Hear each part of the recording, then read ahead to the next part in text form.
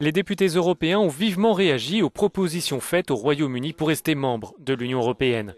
Devant les parlementaires, le président de la Commission a défendu un accord juste pour tous. J'ai toujours dit que je souhaitais voir le Royaume-Uni rester membre de l'Union européenne sur les bases d'un accord équitable.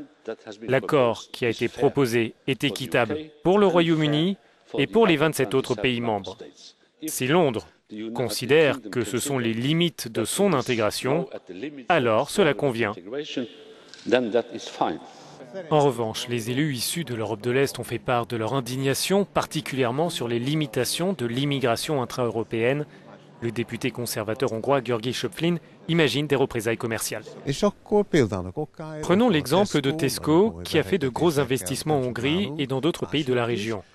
On peut imaginer qu'un pays d'Europe centrale dise à Tesco que si ses ressortissants subissent des discriminations au Royaume-Uni, alors, sans hésitation, vous subirez en retour des discriminations.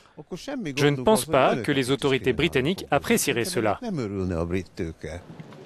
Nigel Farage, le dirigeant du parti populiste UKIP, favorable à une sortie du Royaume-Uni de l'Union, a saisi l'occasion pour dénoncer des propositions très insuffisantes.